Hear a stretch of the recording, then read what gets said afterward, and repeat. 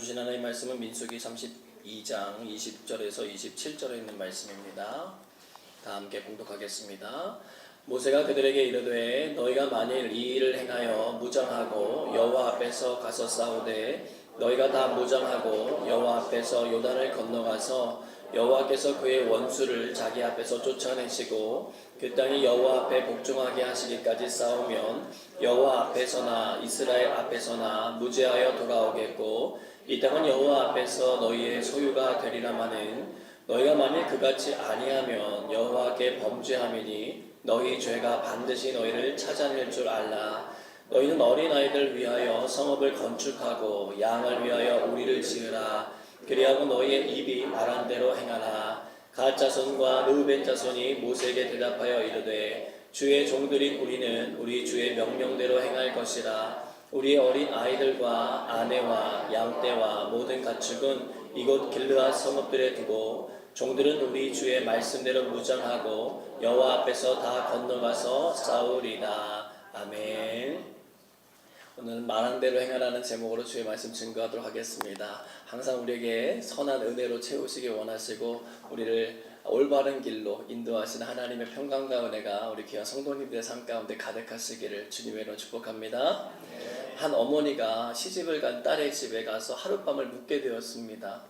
다음날 아침 일찍 일어나 보니까 딸은 자고 있었고 사위가 일어나더니 혼자 아침 식사를 챙겨 먹고 출근하는 거예요. 자신의 딸을 아껴주는 사위를 보면서 참 좋다, 참 대견하다 이런 마음이 들었습니다. 며칠 뒤 아들 집에 가서도 하룻밤 묵게 되었습니다. 아침 일찍 일어나 보니까 며느리는 자고 있는데 아들이 일찍 일어나 혼자 아침 식사를 챙겨 먹고 출근하는 거예요. 며칠 전과는 다르게 그렇게 아들이 측은하게 보이고 며느리가 그렇게 괘씸하게 느껴지는 겁니다. 여러분, 왜 똑같은 상황인데 그 느낌과 평가 그리고 모든 것이 반대가 되어서 나타났을까요? 왜 이런 일들이 우리의 삶에 일어나냐는 거예요. 사람은요, 자기 입장에서 생각하고 판단하는데 익숙하기 때문에 그렇습니다. 즉 관점의 차이가 있다는 거죠. 그러면 배우지 않아도 자연스럽게 생기는 이 감정의 간격을 어떻게 최소화할 수 있겠는가? 두 가지 방법 정도가 있는데요. 첫째로는 예로부터 많은 사람들이 우리에게 전해져 해준 말씀이 있죠. 그게 뭐냐면 입장 바꿔 생각해 봐요. 자, 옆에 있는 분에게 한번 인사하겠습니다. 입장 바꿔 생각해 보세요. 상당히 감정이 실리는 분들이 계세요. 여러분, 보고 판단하기 앞서서 내가 딸, 아들, 며느리, 사위가 되어서 생각해 보는 거예요. 또 둘째는 어떤 방법이냐면 당사자의 입장이 아니라 제3자의 입장에서 보는 거예요. 며느리와 아들, 딸과 사위가 아니라 현대를 살아가고 있는 한 젊은 부부로 보고 생각하는 것입니다. 이것을 우리 신앙인들에게 적용해 본다면 나의 눈이 아니라 하나님의 시각으로 보는 거예요. 하나님이라면 이 사람을, 이 상황을 어떻게 보실까? 이것을 생각하고 묵상해서 말할 수 있다면 그것이 하나님의 마음을 아는 그리스도인이 된다는 것이고, 그러면 똑같은 상황을 보더라도 전혀 다르게 반응할 수 있게 된다는 것입니다. 하나님의 말씀에 대한 불순종 덕분에 광야 40년이라고 하는 길고 긴 대가를 지불한 이스라엘 백성들이 드디어 약속된 시간을 마치고 가나안 땅 바로 맞은편인 요단강 동편 땅에 도착하게 되었습니다. 그들은 약속의 땅에 가기 위해 요단강 동편에 살고 있던 아모리 족속의 땅을 조용히 지나가고 싶었어요. 그래서 편지를 써서 보냈습니다. 민수기 21장 21절로 22절 말씀 같이 읽어봅니다. 이스라엘이 아모리 왕 시온에게 사신을 보내어 이르되 우리에게 당신의 땅을 지나가게 하소서. 우리가 밭에든지 포도원에든지 들어가지 아니하며 우물물도 마시지 아니하고 당신의 지경에서 다 나가기까지 왕의 큰 길로만 지나가리다 하나. 보기 좋게 어떻게 됐을까요? 거절당했어요. 아니, 오히려 공격받기 시작했습니다. 23절 말씀 같이 읽어봅니다. 시온이 이스라엘이 자기 영토로 지나감을 용납하지 아니하고 그의 백성을 다 모아 이스라엘을 치러 광야로 나와서 야하스에 이르러 이스라엘을 치므로. 아멘. 예상하지 못했던 전투가 시작되었지만 덕분에 이스라엘은 요단강 동편 쪽에 있는 광대한 영토를 전투에서 얻게 되었어요. 근데 얻고 보니까 이 땅이 정말 괜찮은 땅인 거예요. 민수기 32장 1절 말씀 같이 읽어보겠습니다. 르우벤 자손과 갓 자손은 심히 많은 가축대를 가졌더라. 그들이 야셀 땅과 길르앗 땅을 본즉 그곳은 목축할 만한 장소인지라. 아멘. 자, 가축대를 가졌는데 어떻게 가졌다고 되어 있죠? 심히 많이 가졌다고 되어 있어요. 자, 그 이야기를 바꿔서 생각해 보면 그들이 앉으나 서나 무슨 생각했을까요? 어떻게 하면 우리 이 많은 가축대를 먹일 수 있는 목초지와 쉴 만한 물가를 찾을까? 이거 항상 염두에 두지 않겠습니까? 근데 때마침 얻게 된 땅들을 보니까 목축하기에 너무 넉넉하고 좋은 거예요. 근데 여러분 한번 생각해 보세요. 이 땅이 르우벤 자손과 갓 자손에게만 좋게 보였을까요? 그럴 리가 없죠. 여러분, 이스라엘 사람들은 지난 시간 동안 광야를 돌면서 유목생활을 해왔던 사람들이잖아요. 즉 가축대는 르우벤과 갓 자손에게만 있는 게 아니라 다른 지파 사람들에게도 많이 있었다는 거예요. 다시 말하면 목축할 땅이 필요한 사람들은 두 지파만이 아니라 모든 지파 사람들에게 다 필요한 땅이었다는 거죠. 이때 하나의 사건이 발생합니다. 르우벤 자손과 갓 자손이 모세와 제사장 엘르아살 그리고 회중 지휘관들에게 찾아와서 자기들의 생각을 말하기 시작했어요. 민수기 32장 5절 말씀 같이 읽어봅니다. 또 이르되 우리가 만일 당신에게 은혜를 입었으면 이 땅을 당신의 종들에게 그들의 소유로 주시고 우리에게 요단강을 건너지 않게 하소서. 아멘. 말은 그럴싸해요. 뭘 잊게 해달라고요? 은혜를 잊게 해달라고 그래요. 겸손한 요청처럼 보여요. 그러나 엄밀히 딱 보면 뭐예요? 땅 달라는 거잖아요. 땅 달라는 거예요. 자, 그것도요, 뭐 돈을 주고 사겠다는 것도 아니에요. 남들보다 더 열심히 싸우고 희생했던 일에 대한 보상으로 달라는 것도 아니에요. 거기다가 뒷붙여서 뭐라고 얘기해요? 자신들은 요단강을 건너가서 가나안 땅에 들어가지도 않겠다라고 선언해요. 여러분, 가나안 땅은요, 아무도 살지 않은 곳이 아니었어요. 우상을 숭배하며 살던 가나안 사람들이 머물던 땅입니다. 아모리 족속과의 전투는 시작에 불과해요. 앞으로 수많은 전투들을 해나가야 되는 상황이라는 거죠. 근데 그 전투에 대열해서 이탈하겠다는 거예요. 여러분이 이 말을 듣고 있는 모세와 지휘관 중에 한 사람이라면 어떻게 말씀하시겠습니까? 근데 앞서 말씀드린 것처럼 입장을 한번 바꿔서 생각해 보세요. 여러분, 우리는요, 이 말씀을 흔히 읽을 때에 자연스럽게 누구의 입장에 서서 읽는 줄 아세요? 모세의 입장에서 읽어요. 그래서 이 르우벤 자손과 갓 자손이 내 앞에 와서 심판을 받고 있다니까요. 나는 항상 모세가 되어 있어요.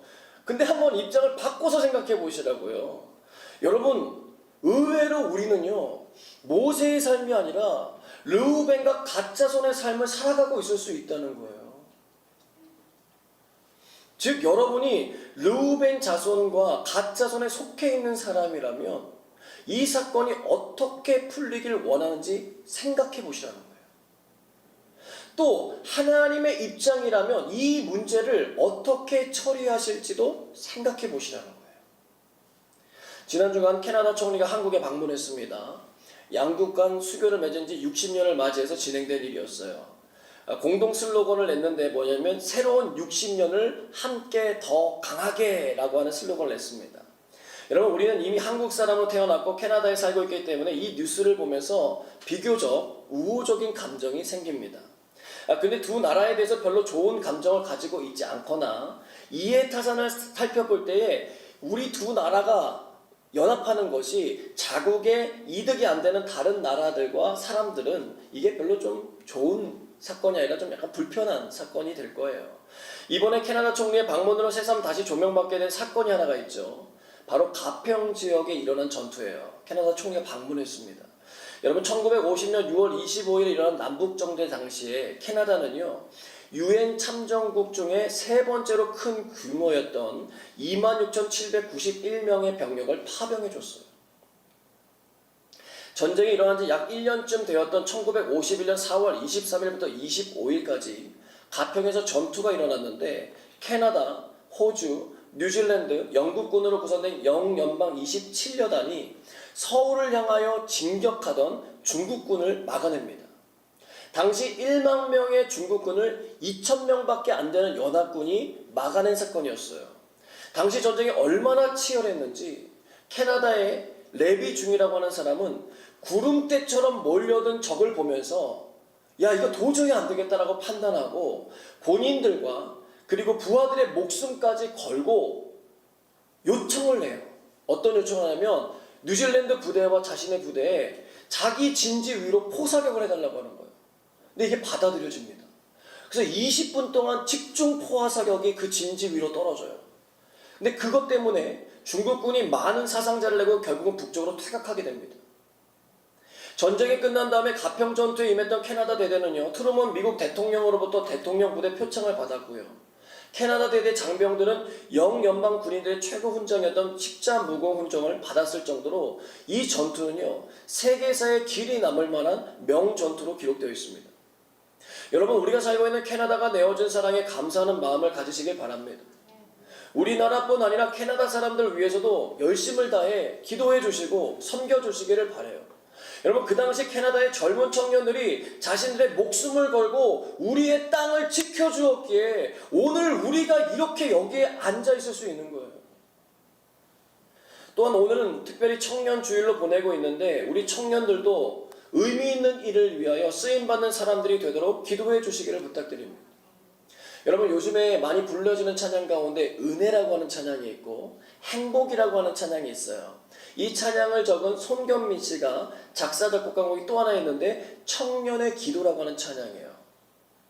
한번 보시기 바랍니다.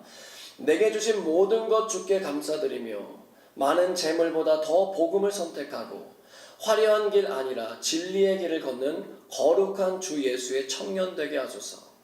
불의로 얻는 복은 당당히 포기하고 하나님 보시기에 정결한 그릇 되어 이 땅에 날 보내신 하나님의 뜻대로 주 영광 위에 사는 청년 되게 하소서.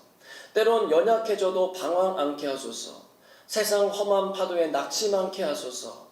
청년의 시절 지날 때 날 지으신 주님 뜻대로 하나님 예배하는 삶, 복음을 전하는 삶, 그렇게 살길 기도합니다. 내 이름 내려놓고 예수의 이름 들고 어두운 세상 속에서 작은 생명빛 되어 천하보다 소중한 한 영혼 살리는 삶, 예수님 닮아가는 청년 되게 하소서. 여러분, 아멘이십니까? 여러분, 이렇게 되기 위해서는요, 믿음의 선배인 우리 장년들이 청년들에게 이런 삶의 모범을 보여줘야 돼요. 즉, 이 기도는 청년의 기도가 아니라 우리 모두의 기도가 되어야 되고 삶이 되어야 된다는 것입니다. 제가 고등학교를 졸업하고 대학교에 합격한 다음에 시간이 좀 남잖아요. 이 시간을 그냥 보내는 게 너무 아까운 거예요. 그래서 여러 가지 아르바이트를 한번 도전해 봐야 되겠다 생각을 하고 여러 가지 아르바이트를 했는데 그 중에 하나가 뭐였냐면 추억을 파는, 감성을 파는 찹쌀떡 장사였습니다. 잘했을 것 같죠? 네. 근데 문제는 뭐냐면 이 아르바이트의 최대 약점은 시간으로 알바비를 버는 게 아니라 판매한 수만큼 알바비를 버는 거예요. 그러니까 하나도 팔지 못하면 몇 시간을 수고했어도 하나도 알바비를 버는 게 없는 거예요. 대신 강점이 있어요. 찹쌀떡을 팔면 그 반은 제가 가지고 반만 가져다 주면 되는 거예요. 또 팔다가 못 팔고 재고가 남잖아요. 그럼 그냥 가져갔다 주면 그냥 그대로 받는 거예요. 그러니까 별로 손해볼 건 없는 거죠. 자, 호기롭게 시작했습니다. 나름 제가 또 들었던 게 있잖아요. 프로가 있으니까 또 한번 흉내도 내보고 애도 써봤어요. 근데 뭐 초짜인 제 찹쌀떡을 사람들이 팔아주겠습니까? 딱 보면 초짜인 게 티 나잖아요. 사람들이 안 팔아주는 거예요. 나름 춥죠. 배는 고프죠. 나름 저물죠. 물건은 하나도 안 팔리죠. 아주 그냥 2배, 3배 되는 그런 절망이 저를 찾아오더라고요.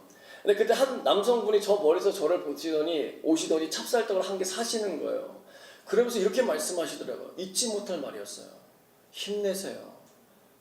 저도 찹쌀떡 팔아봤어요. 그때는요, 이게 하나님 음성처럼 들렸어요. 제가 얼마나 눈물이 핑 돌면서 그날 그 하나 팔았는데도 은혜롭게 집에 돌아가는지 몰라요. 여러분, 우리에게도 이런 좀 신앙의 은혜가 있었으면 좋겠어요. 여러분, 정말 열심히 살아가고 있는 청년들이 있거든요. 취업난 때문에 힘들어 지친 청년들, 사회에서도 인정받기 위해서 노심초사 애쓰고 그 가운데서도 어떻게든 신앙생활 지켜내 보려고 애쓰는 이 땅의 청년들에게 여러분 좀 다가가셔서 떡 하나라도 좀 집어주면서 힘내세요. 저도 그런 때가 있었어요. 이렇게 좀 말해줄 수 있으면 좋겠어요. 그냥 그 따스한 행동 하나가 감동이 되고 울림이 되고 지탱할 수 있는 힘이 되기 때문에 그래요. 그리고 언젠가 그들도 그렇게 살아갈 것이기 때문에 그래요. 여러분이 청년 때 작년들로부터 받고 싶었던 그 사랑 관심 있잖아요. 그거 한번 기억하셔서 오늘 주어진 이 시간에 실천으로 옮겨보시라는 거예요. 제가 우리 교회 와서 감동한 것 중에 한 가지가 청년들을 응원하기 위해서 한 달에 한 번씩 청년 간식들을 지원해주는 자발적인 손길들이 있다는 거예요. 저는 바라기는 그 시간이 더 많아졌으면 좋겠어요. 한 달에 왜 한 번만 줘요? 한 달에 두 번 주면 안 돼요? 아니 매주 주면 안 돼요? 저희 때도 청년 때 교회에서 밥 주면 그렇게 좋았잖아요. 그렇게 좋고 그렇게 행복해서 그 추억 때문에 그것들에 감사해서 하나님께 나아왔잖아요. 더 많이 지원해주고 더 많이 사랑해 주시기를 바라요. 심겨진 사랑의 씨앗들이 귀한 열매되어 나타날 줄로 믿습니다. 자, 오늘 말씀으로 돌아옵니다. 자, 르우벤과 가짜손이 마음을 모아서 진행한 요청이 어떻게 되었을까? 가장 먼저 이 요청에 반응한 사람은 모세였는데 그의 말을 한번 들어보겠습니다. 민수기 32장 6절로 9절 말씀 같이 읽어봅니다. 모세가 가짜손과 르우벤 자손에게 이르되 너희 형제들은 싸우러 가거늘 너희는 여기 앉아있고자 하느냐? 너희가 어찌하여 이스라엘 자손에게 낙심하게 하여서 여호와께서 그들에게 주신 땅으로 건너갈 수 없게 하려 하느냐? 너희 조상들도 내가 가데스 바네아에서 그 땅을 보라고 보냈을 때에 그리 하였었나니 그들이 에스골 골짜기에 올라가서 그 땅을 보고 이스라엘 자손을 낙심하게 하여서 여호와께서 그들에게 주신 땅으로 갈 수 없게 하였었느니라. 아멘. 크게 혼났어요. 광야 생활을 할 수밖에 없었던 40년 전의 그 불순종 사건까지 끄집어내면서 모세가 그들을 나무랍니다. 그들의 지금 행동이 바로 그들과 다를 게 전혀 없다는 거예요. 모세는 르우벤과 가짜손의 입장이 아니라 철저하게 이스라엘의 모든 다른 지파 사람들까지도 포함하고 염두에서 생각하고 있는 거예요. 어떻게 보면 당연한 거죠. 르우벤이나 가짜손도 이 일을 예상하지 못하고 진행한 일은 아니었어요. 그래서인지 모세의 이 불호령 같은 말이 떨어지니까 그들이 우리가 잘못 생각했습니다 하고 뒤로 물러난 게 아니라 오히려 모세에게 다음과 같이 말하기 시작했어요. 민수기 32장 16절로 19절 읽어봅니다. 그들이 모세에게 가까이 나와 이르되 우리가 이곳에 우리 가축을 위하여 우리를 짓고 우리 어린 아이들을 위하여 성읍을 건축하고 이 땅에 원주민이 있으므로 우리 어린 아이들을 그 견고한 성읍에 거주하게 한 후에 우리는 무장하고 이스라엘 자손을 그곳으로 인도하기까지 그들의 앞에서 가고 이스라엘 자손이 각기 기업을 받기까지 우리 집으로 돌아오지 아니하겠사오며 우리는 요단 이쪽 곧 동쪽에서 기업을 받았사오니 그들과 함께 요단 저쪽에서는 기업을 받지 아니하겠나이다. 아멘. 이스라엘 자손들이 각기 기업을 받을 때까지 집으로 돌아오지 않고 가나안 전투에 참여하겠다는 거예요. 또 요단 저쪽에 가서 가나안 땅을 얻어도 우리는 기업을 받지 않겠다라고 하는 두 가지 안을 제출한 거예요. 그에 대한 답변이 기록된 것이 오늘 우리가 읽은 본문의 말씀이에요. 그들의 대답을 듣고는 모세도 나쁘게 여기지 않았는지 한 발짝 물러납니다.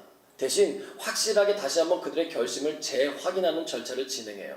민수기 32장 23절 24절 읽어봅니다. 너희가 만일 그같이 아니하면 여호와께 범죄함이니 너희 죄가 반드시 너희를 찾아낼 줄 알라. 너희는 어린아이를 위하여 성읍을 건축하고 양을 위하여 우리를 지으라. 그리하고 너희의 입이 말한 대로 행하라. 아멘. 여러분 어떻게 되었습니까? 그들은 말한 대로 약속을 지켰고 그 땅들은 약속대로 그들의 분깃이 되었어요. 그에 대해 모세도 또 이스라엘 다른 지파 사람들도 하나님도 문제 삼지 않았습니다. 여러분 설교 초반부에 나의 관점에 사로잡히지 않기 위해서 남의 입장에서 생각도 해보고 또 하나 하나님의 입장에서도 생각해 봐야 된다고 제가 말씀드렸습니다. 훗날 가나안 첫 성이었던 여리고를 무너뜨렸을 때를 여러분 생각해 보세요. 이스라엘 수많은 사람 중에 딱 한 사람 아간이라고 하는 사람이 하나님의 말씀을 어기고 욕심에 이끌려서 보기 좋은 것들을 가져다가 숨겼습니다. 딱 한 사람이었는데 하나님은 그 일을 그냥 넘어가지 않아요. 다음번 전투였던 아이성에서 패배하게 만드셨고 너무너무 슬퍼하며 울고 있는 여호수아에게 그 범죄 사건을 말씀하십니다. 그리고 숨막히는 퍼포먼스를 진행하세요. 온 이스라엘 백성들을 두고 제비뽑기를 하게 하셨습니다. 지파에서 족속으로, 족속에서 가족으로, 가족에서 남자들로 이어지는 제비뽑기를 하게 하셨어요. 좁혀가셨다는 거예요. 여러분, 하나님이 아간이 죄인인지 몰라서 그렇게 하신 것입니까? 하나님은 얼마든지 야, 아간 그 사람이 죄인이야, 그가 어디에다가 무엇을 숨겼어라고 말씀해 주실 수 있었어요. 근데 왜 이렇게 복잡하게 일을 시키냐는 거예요. 얼른 깨닫고 돌이켜 자복하여 회개할 기회를 주시는 거예요. 근데 아간이 그 뜻을 헤아리지 못해요. 그는 아마 생각했을 거예요. 야, 설마 나 혼자 한 거겠어? 설마 나 혼자만? 다른 사람들을 자기처럼 생각했다는 거예요. 결국 그는 걸렸고 죽음에 이르게 되었습니다. 그런 하나님이 르우벤과 갓자손이 벌인 이번 일에는 어떤 말씀도 하지 않으세요. 여러분, 미처 생각하지도 못한 일이었기 때문에 가만히 추위를 지켜보신 것이 아니에요. 그들의 요청을 받아들이신 거예요. 여러분, 예수님이요, 훗날 우리에게 말씀하신 게 있습니다. 마태복음 11장 12절 말씀 같이 읽어봅니다. 세례 요한의 때부터 지금까지 천국은 침노를 당하나니 침노하는 자는 빼앗느니라. 아멘. 여러분, 천국문이 열렸다고 해서 누구나 천국에 들어가는 거 아니에요. 여러분, 너무 안심하지 마세요. 전쟁에서 군인이 성이나 진지를 지키고 빼앗기 위해 목숨 걸고 싸워야 하는 것처럼 하나님 나라를 얻기 위해 우리도 목숨 걸고 싸워야 합니다. 하나님은 아직 이루어지지 않았지만 그들이 하는 약속을 믿고 그들에게 그 땅을 허락해 주셨다는 거예요. 그들의 요청이 하나님 보시기에 나쁘지 않았다는 거예요. 대신 민수기 32장 33절을 보면 모세가요, 르우벤 자손과 갓 자손의 요청을 따라주면서도 또한 지파의 손을 들어줘요. 누구냐면 요셉의 아들이었던 므낫세 지파에게도 요단 동편을 차지할 수 있도록 합니다. 나중에 므낫세 지파는 요단 동편 땅만이 아니라 요단 서편 땅에 가서도 얻게 되는 축복을 받게 돼요. 그들은 구하지도 않았는데 르우벤과 갓 자손과 더불어 요단 동편도 차지하게 됐어요. 그런데요, 아무도 그 일에 대해서 문제 제기를 하진 않아요. 역대상 5장 1절과 2절 말씀 같이 읽어봅니다. 이스라엘의 장자 르우벤의 아들들은 이러하니라. 르우벤은 장자라도 그의 아버지의 침상을 더럽혔으므로 장자의 명분이 이스라엘의 아들 요셉의 자손에게로 돌아가서 족보의 장자의 명분대로 기록되지 못하였느니라. 유다는 형제보다 뛰어나고 주권자가 유다에게서 났으나 장자의 명분은 요셉에게 있느니라. 아멘. 즉 요셉의 장자였던 므낫세 지파가 하나님으로부터 축복을 받았다는 거예요. 요셉이 아니었다면 이스라엘 백성들 모두 다 기근의 시대에 살아남지 못했다라고 하는 것을 모든 지파 사람들이 알고 있어요. 또한 이것은 요셉의 아버지였던 야곱의 유언으로 얻게 된 축복 덕분이기도 했습니다. 창세기 49장 22절로 26절 같이 읽어봅니다. 요셉은 무성한 가지 곧 샘 곁에 무성한 가지라. 그 가지가 담을 넘었도다. 활 쏘는 자가 그를 학대하며 적개심을 가지고 그를 쏘았으나 요셉의 발은 도리어 굳세며 그의 팔은 힘이 있으니 이는 야곱의 전능자 이스라엘의 반석인 목자의 손을 힘입음이라. 내 아버지 하나님께로 말미암나니 그가 너를 도우실 것이요 따로 말미암나니 그가 내게 복을 주실 것이라. 위로 하늘의 복과 아래로 깊은 샘의 복과 젖먹이는 복과 태의 복이리로다. 내 아버지의 축복이 내 선조의 축복보다 나아서 영원한 산이 한없음 같이 이 축복이 요셉의 머리로 돌아오며 그 형제 중 뛰어난 자의 정수리로 돌아오리로다. 아멘. 여러분, 6.25 전쟁 때 우리를 도와줬던 참전국들의 70년이 훨씬 지난 지금도 감사하는 이유와 같습니다. 시간이 지나도 잊혀지지 않는 일들이 있습니다. 사랑하는 여러분, 르우벤 자손과 갓 자손의 요구와 제안에 대해 너희의 입이 말한 대로 행하라 라고 대답했던 모세의 음성이 오늘 저와 여러분을 향하고 있습니다. 하나님 앞에 여러분들이 했던 약속의 말들이 생각나시기를 바라요. 그리고 지키기로 한 약속들이 있다면 미루거나 회피하지 말고 오늘 행하시길 바랍니다. 하나님은 르우벤과 갓 자손의 말을 믿어주셨던 것처럼 오늘 저와 여러분의 말을 믿고 기다리고 계신 거예요. 그 약속을 신실하게 지켜 행함으로 하나님의 복을 받아 누리는 주의 백성들 되시기를 바랍니다. 그래서 훗날 역사 속에 하나님을 닮은 신실한 주의 백성이었다고 저와 여러분들이 평가되고 기억되는 축복의 사람들 모두가 되시길 주님의 이름으로 축복합니다. 함께 기도하겠습니다. 하나님 앞과 사람 앞에 약속한 바를 신실하게 지켜나가는 믿음의 사람 되게 하여 주옵소서. 우리의 입술의 고백이 선하고 의로운 일에 쓰여지게 하시고 선포된 말이 능력이 되어 삶에 드러나는 은혜를 주옵소서.